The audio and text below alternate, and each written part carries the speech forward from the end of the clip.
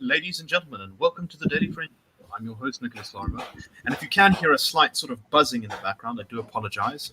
There is currently load shedding, and so I am running off a generator. It's one of the many wonders of South Africa in its current state. Let me go to my guests for today, Mr. Gabriel Crouse. Gabriel, how are you? Good, Nicholas. I'm very delighted to have electricity. It's very exciting to have your own electricity. It's very nice. I was particularly annoyed, though, that my power went off an hour after it was scheduled to go off, which is rather annoying. But anyway. So you're annoyed by having too much power for too long? Yes, no, exactly. You wanted to do your duty for the National Democratic Revolution and lose your power. I can put up with it if I'm given the correct orders as a loyal cater of the revolution. We're also joined today by Marius Roodt. Marius, how are you? Do you have power? How's it? I do, and I don't know. It's either because I live in the greatest city in South Africa, Ekurhuleni, or close to a cabinet minister or something, because I very rarely get load shed. Now, probably because I said that, I'm probably not going to have electricity for the next 5 days. But the ANC agents watching this video will certainly make sure to put you exactly. Maybe I'm next. Maybe I live close to Mzwandile Masina, our great mayor. There we go. I do remember having friends in Forest Town. In Johannesburg, which is a little suburb with a lot of ANC cadres, who almost never had load shedding. Yeah.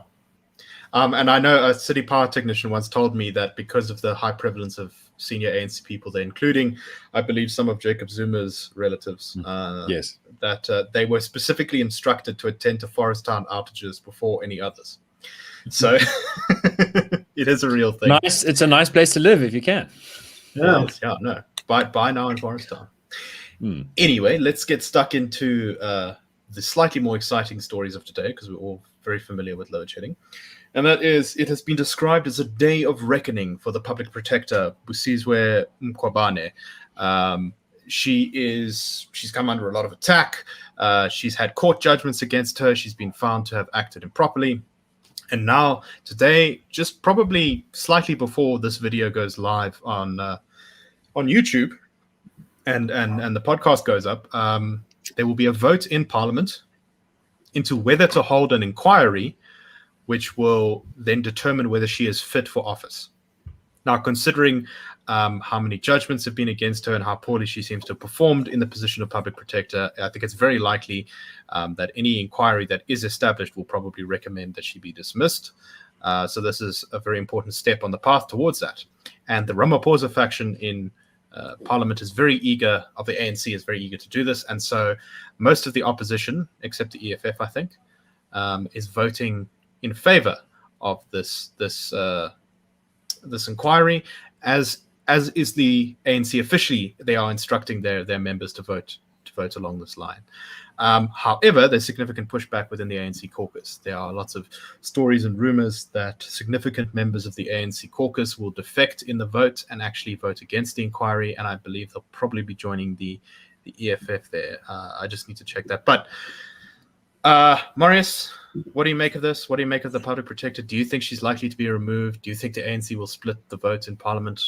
What do you think is going to go down here? It will be interesting to see. The ANC in the Zuma years was always quite disciplined. We saw how many motions of no confidence former President Zuma survived. I think it was 7 altogether. I think even when secret balloting was allowed, he still survived fairly easily. So we'll have to see if there is anything approaching a big revolt against the ANC's official position, which is to hold an inquiry, to not hold an inquiry. I think it will be quite a big blow to President Ramaphosa and his faction in the ANC. But it remains to be seen. And it's the usual suspects. Kebi Mapatswe, who's head of the MK MVA, and his claim to fame is having been a cook in Angola, I think. And he's a big supporter of the RET faction and an ally of Ace Magashule and so on. He said that they don't want to support, that they're against the inquiry and so on.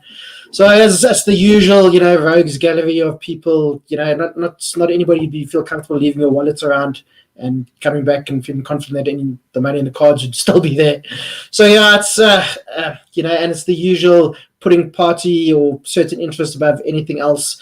I saw, I forget who it was, I think his name was Mervyn Dix, an ANC MP, but he was saying that the ANC can never ever support an opposition motion which is ridiculous in the face of it. I mean, of course it's the opposition, but doesn't mean everything the opposition suggests is bad. I mean, it's such a binary, silly way of looking at the world. So. Yeah, you say that, Marius. I remember once attending a session of the Gauteng legislature and seeing the ANC vote down a proposal that the DA had made to provide emergency kits for people whose shacks had been burnt down in fires, because the DA proposed it and no other real reason. Oh man, you'd probably, I'm sure it's happened probably that the DA's proposed, say, wishing Nelson Mandela a happy birthday, but because it came from the DA, the ANC's like, no, we can't do that. So yeah, I think it's going to be interesting. And also, if there's anything approaching a large revolt amongst the ANC caucus, then it probably indicates that President Ramaphosa's a bit on the back foot. But if there's not, then it'll let us know how the balance of forces are arranged in the ANC. And I mean, who knows what's going on? Some people say President Ramaphosa is fighting back. Other people say he's in big trouble and might not be president after next year. So I suppose, this is going to be sort of one of the things that will give us some insights into how the different armies, so to speak, are arranged against each other and who's on top at the moment. Right, and I see earlier today the former premier of the Northwest Province, Supra Muhamapapelo, said that he would be voting against the inquiry and breaking ranks with the ANC, and said that it was, we're not going to vote for a DA motion. I didn't know the ANC had changed its ideological posture towards parties such as the DA, who originally called for this. I also have heard that there is an emergency caucus meeting that the ANC is holding about now, which is at about 1 o'clock, 2 o'clock in the afternoon, to try and make sure that all of its members, or at least a majority of them, are on board with this motion. Gabriel, what do you make of this whole thing? Do you think the public protector is likely to go down, or what? Yeah, so I think that Busisiwe Mkhwebane has made such a fool of herself that if she survives, it will be very embarrassing. But I want to address a sort of political theory point that I think is quite significant. So Marius spoke about there being two armies within the ANC. I think that's a nice phrase. It's a nice thing to hold on to. One of the problems that we faced in political analysis since 2017, when there was a race within the ANC to establish new leadership, was thinking of the party as having two factions, right? And that is strictly speaking correct. The vote was very much split down the middle between Nkosazana Dlamini-Zuma and Cyril Ramaphosa. And the reason for that was pretty clear. It had nothing to do with who was more popular among the base. All polling showed that Ramaphosa was by far the more favorable candidate. It was because of hard realpolitik. It was because of the fact that Nkosazana Dlamini-Zuma was the chosen heir of Jacob Zuma, was friendly with all the right people, and so was far the more likely to soft pedal prosecution of state capture. Ramaphosa was independently wealthy, had done very well by the rules of the game which the ANC had rigged, and so his hands personally seemed to be clean, and he seemed to be in a much better position to do exactly this, to move against the public protector that's sort of friendly to Zuma, replace her with someone even more gritty than Thuli Madonsela. There was even talk in 2017 of what's her name? Haldenes, that DA lawyer, often described metaphorically Glennis as Breitenbach. Yes, Breitenbach, sorry, as a pit bull of a person, to be appointed by the ANC to ferret out the rotten chickens. Now, this is what we're seeing finally come to pass 3-4 years later.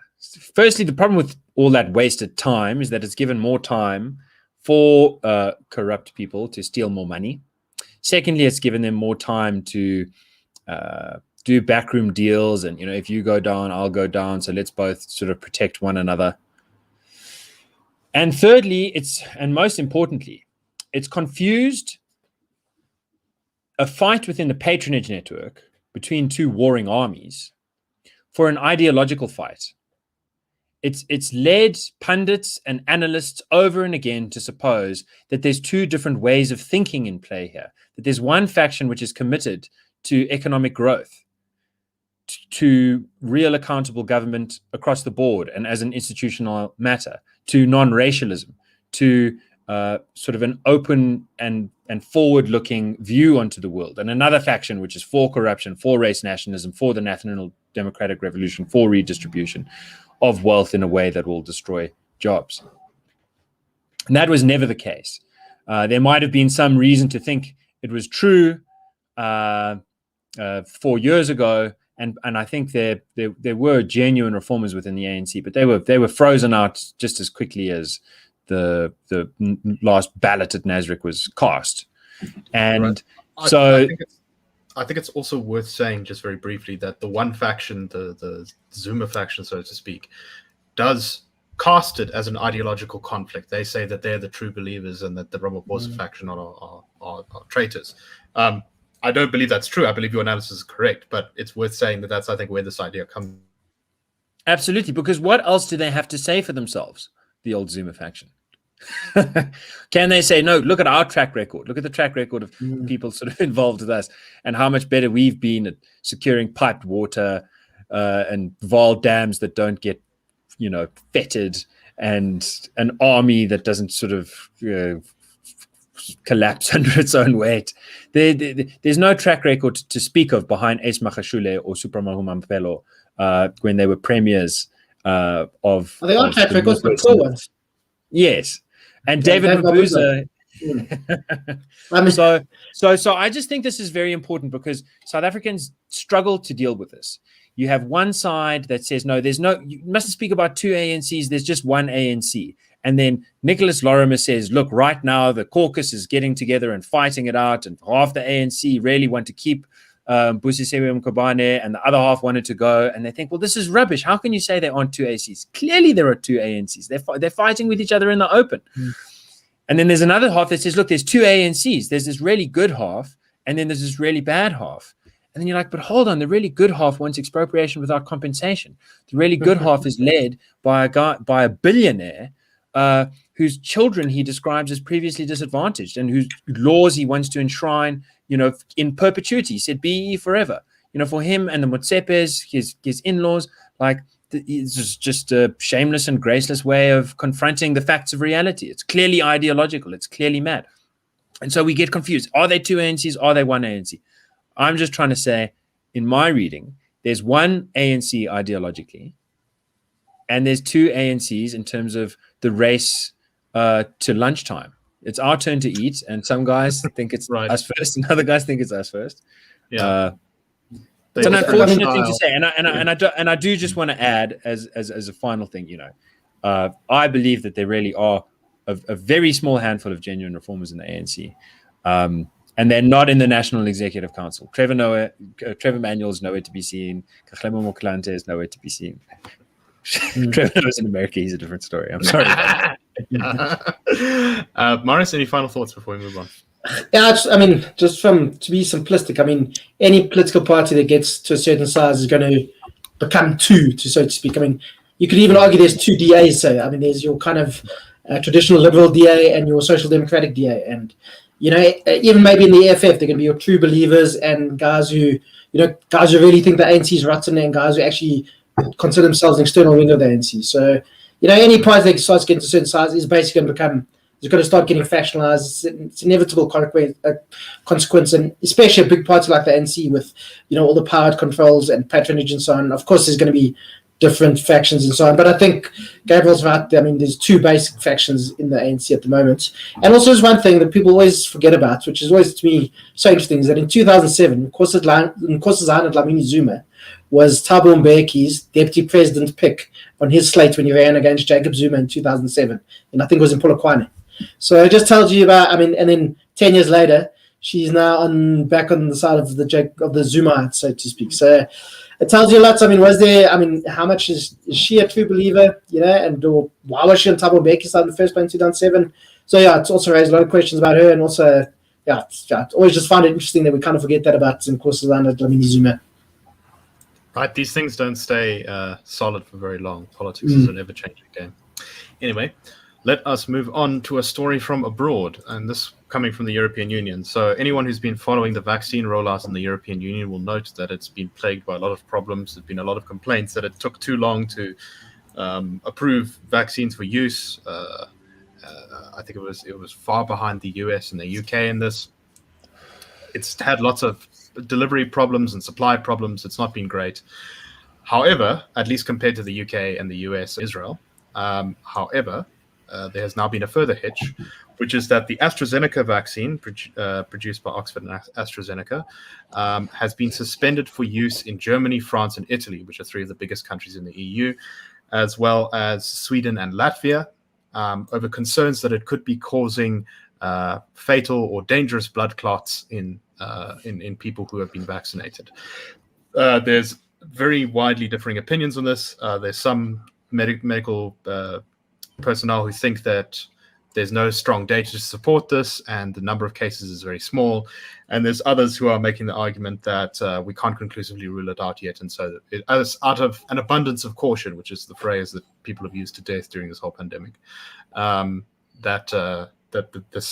these vaccines are going to be suspended in their rollout until further investigations can be done. So, Gabriel, what should we make of the story? What do you think of the EU's approach here, and what do you think of the safety of the vaccines? So, I spent a lot of the morning reading German news, trying to find their view on the numbers, and they were pretty much the same that you'll find in the English press, and that is that, there are a few dozen to 40 odd blood clot cases that have been recorded. One person died soon after getting the vaccine of sort of severe blood clotting and aneurysm stroke, basically. And those numbers are just really exactly what you'd expect of a random sample of people to be getting blood clots and aneurysms and strokes otherwise. And this is very much the point that the Brits are trying to make. They have vaccinated by far the most people with AstraZeneca, and they have tracked no increase in these kinds of illnesses over the, comparing this month to last year, this month, comparing the last 3 months to the 3 months before that, and so on. So I think, there's an important point to make about the precautionary principle, which is, when in doubt, be careful. So you must apply that principle to the outcomes of your decision tree. So if you're like, okay, well, what's the be careful route? Then you've got to say, well, what's the risk there? And how much do we know or not know about that risk? So what's the risk to putting these vaccination rollouts on pause? And that risk is substantial, and on the available evidence far outweighs the risk involved with continuing the thing. So then the question becomes, why at the very least don't the Netherlands, which wasn't mentioned, and Germany and France and so on, why don't they do the following and just say, look, here's the evidence. You make your own decision. We're going to keep allowing people to take these vaccines. But if someone says, it's my turn in the queue, and actually I'm going to step aside and let someone else go ahead, and I'm going to wait until the end of March or however long it takes for this problem to be properly tested. Why not allow that? Why not give people the freedom of choice? There's some people who are very skeptical of vaccines. There's some people who are very eager for vaccines. Some people might have changed their minds as a result of this data. Others would not have changed their minds at all. So why not leave it up to them? And that is the sort of heart of the political question around vaccination. The EU has very much followed the American trend and the UK trend. I think that UK were kind of trendsetters of diminishing as far as possible individual choice in vaccination. So when it's your turn, you don't have to, in the sense that you'll go to jail if you don't. They're not forcing it yet, but you really ought to take the vaccine. And we're going to do the job of slowing it down and speeding it up as a centralized and coordinated thing. And I think that's a bad mistake. I think that is radically undermining the pace at which vaccination would take place in all of those countries if they were to continue the rollout and just say people can opt out if they like, and then sort of rejoin the queue in April or whatever. The total number of vaccines per unit time would stay stable, and instead it's going to decrease, and that will result in some needless deaths. So I think it's a crying shame. I think it's important to try and understand why that's happening in this particular issue. So that's the background idea. And in this particular issue, I think it's just worth noting that there are political tensions between the EU and the UK Brexit is still a bitter pill that the EU has had to swallow. Ireland, which is another one that's gone on pause, is hugely furious and have been making all kinds of loud noises about how embarrassing the racists royal family are, they say. So it's a time that what does vaccine nationalism mean? It means right now the Germans, the French, the Irish, and so on, the nationalists within those countries have managed to get into a position where they determine vaccine rollout, not individuals, and they can use that then to take old tensions and new tensions between nations and say, look, here's the problem. The Brits are a bunch of silly old men and they don't really know what they're doing. And so we need to intervene and slow this down and figure out what's going on.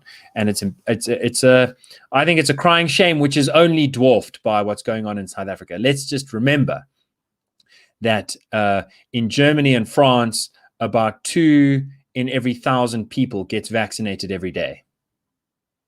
In South Africa, 2 in 1,000 people have been vaccinated since our program began. Right. I'm just actually looking at the numbers in Africa at the moment. And in Africa, South Africa is in 3rd place. Morocco has vaccinated 5.9 million people. Rwanda has vaccinated 257,000. And South Africa about 150,000. I think it's also worth pointing out that we're not really using the AstraZeneca vaccine, which is the one that the Europeans are suspending at the moment, because it's not found to be particularly effective against our variant here. Although Marius? I've got big issues with that because it's very effective against severe illness. Against severe, it's just not very effective against transmission.